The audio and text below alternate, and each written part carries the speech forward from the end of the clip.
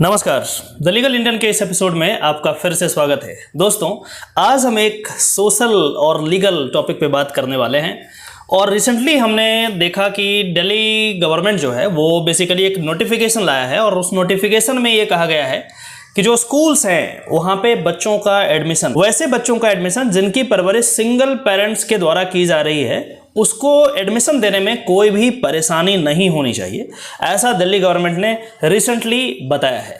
आज हम इस वीडियो के माध्यम से ये टॉपिक पे चर्चा करने वाले हैं कि आखिर सिंगल पेरेंट्स का मतलब क्या होता है और जो सिंगल पेरेंट अपने बच्चों का केयर कर रहे हैं, क्या उनके पास चाहे स्कूल में एडमिशन की बात हो या पासपोर्ट बनाने की बात हो, क्या उसमें अड़चन आती है या नहीं आती है, इसके बारे में चर्चा करेंगे। एक समय था जब यदि आप सिंगल पेरेंट्स होते थे समाज में तो एक बहुत ही अलग तरीके से आपको देखा जाता था।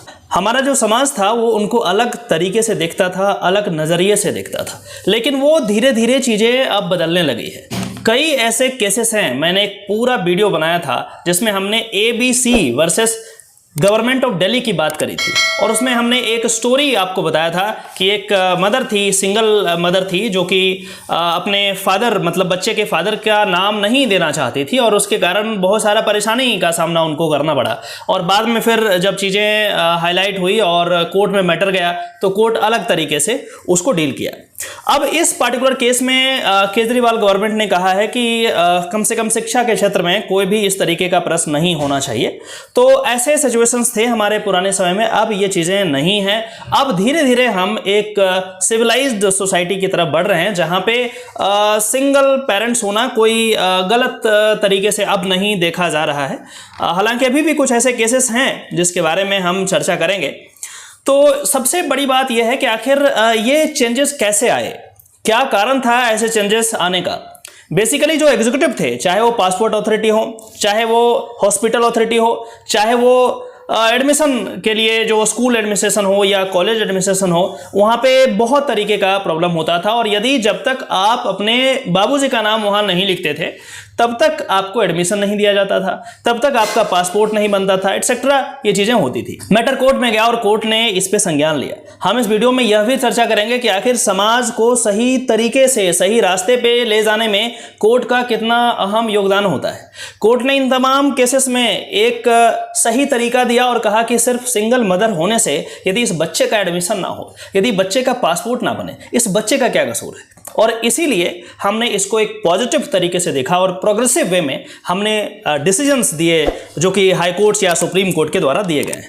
मैंने एक केस के बारे में आपको बताया, वो ज़रूर जाकर के वीडियो देखिए ताकि एक पूरा कंप्लीट स्टोरी आपको पता चले। बात सिर्फ यही नहीं रुकती है, समाज के कुछ और बातों को यदि आप ध्यान से देखेंगे, जैसे ट्रांसजेंडर का रिकॉग्निशन। एक समय था, कुछ दिन पहले की बात है, कुछ साल पहले की बात है, जब ट्रांसजेंडर को हमारे समाज वालों ने एक्सेप्ट नहीं किया। कैसे नहीं किया? क्योंकि उसके फेवर में लॉज नहीं थे।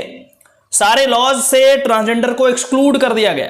अभी भी यदि आप इंडियन पीनल कोड के सेक्शन 375 में देखेंगे तो अभी भी जो हमारा रेप लॉज का डिफिनेशन है उसमें ट्रांसजेंडर कवर नहीं हो पा रहा है। तो ये चीज़ बहुत ही अलग तरीके से चल रही थी। अब समाज में हमने काफ़ी चेंजेस किए हैं।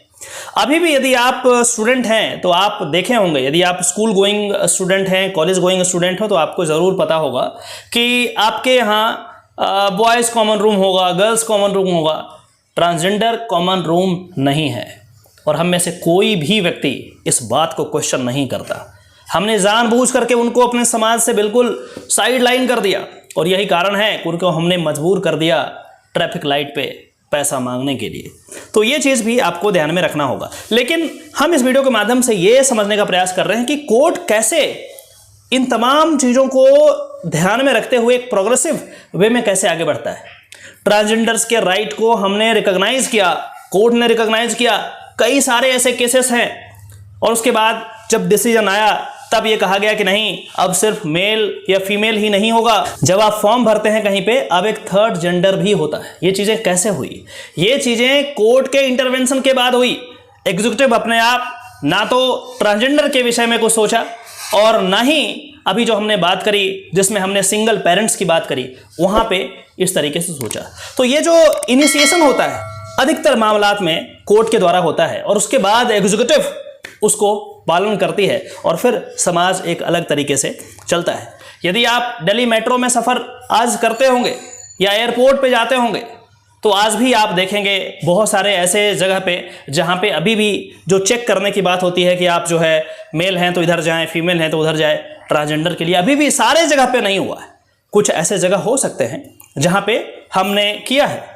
वैसे ही कुछ एग्जाम्पल यदि हम बात करें, मैं उन दिनों VKR बिरा हॉस्टल जो हमारा दिल्ली यूनिवर्सिटी का है वहाँ पे हुआ करता था और वहाँ पे जो टॉयलेट्स होते थे वो मेल के लिए थे, लेकिन कहीं भी डिफरेंटली एबल्ड पर्सन के लिए कोई उस तरीके का टॉयलेट नहीं होता था, एसेसिबल टॉयलेट नहीं होता था। हमने काफ़ी रिसर्च किए, फिर हमने ये किया कि भाई एसेसिबिलिटी ज़रूरी है, वैसा टॉयलेट बनाने से क्या फ़ायदा जब वो खुद उसका यूज़ नहीं कर सकते।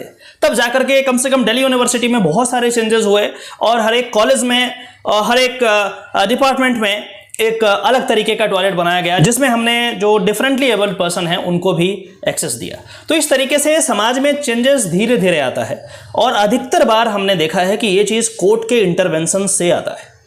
लेकिन इसके लिए ज़रूरी है कि कोई भी व्यक्ति कोर्ट में जाए। यदि कोर्ट में आप नहीं जाते हैं, इसीलिए कहा जाता है PIL आप करें, इसीलिए लॉयर्स को इतना ज़्यादा इंपॉर्टेंट अंग माना गया है समाज का, क्योंकि समाज की कुरीतियों को पकड़ करके वो कोर्ट में ले जाते हैं, उसको चैलेंज करते हैं और वहाँ से जब डिसीजन आता है, जैसे ट्रांसजेंडर की बात हमने करी, सिंगल पेरेंट्स की बात हमने करी, एसेसिबिलिटी की बात करी, अब हमने ट्रांसजेंडर के लिए अलग से लॉज बना दिए, उनके प्रोटेक्शन के लिए कई सारे लॉज बना दिए हैं, लेकिन अभी भी ऑन ग्राउंड हमें बहुत सा काम करना है।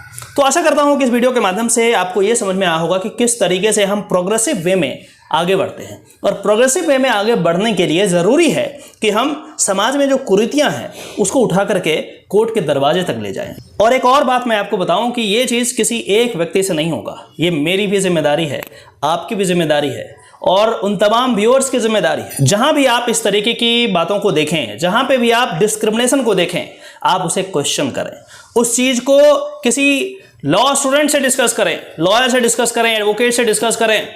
कोई ज़रूरी नहीं है कि सारे लोग आपकी बात सुन जाएंगे, लेकिन हो सकता है कि कोई एक सुन जाए, हो सकता है कि कोई उसे चैलेंज कर दे और उसके लिए फिर उसी चीज़ से कुछ नया लॉ निकल करके आ जाए, कुछ नया जजमेंट आ जाए, ऑर्डर आ जाए कोर्ट का और उसके बाद हम एक सभ्य सोसाइटी की तरफ आगे बढ़ते रहे। तो मैंने कुछ एग्जाम्पल दिया है और इसमें मैंने ये बताने का प्रयास किया है कि कोर्ट का क्या रोल है समाज को एक स्ट्रीम लाइन करने में, एक सही दिशा देने में। आशा करता हूँ कि वीडियो आपको कुछ ना कुछ ज़रूर नया चीज़ सिखाया होगा। यदि आपको वीडियो पसंद आता है तो इस चैनल को ज़रूर सब्सक्राइब करें ताकि इसी तरीके का ऑथेंटिक लीगल जानकारी आपके डोरस्टेप तक मैं पहुँचाता रहूँ। चलिए फिर से मिलते हैं किसी और टॉपिक में। नमस्कार।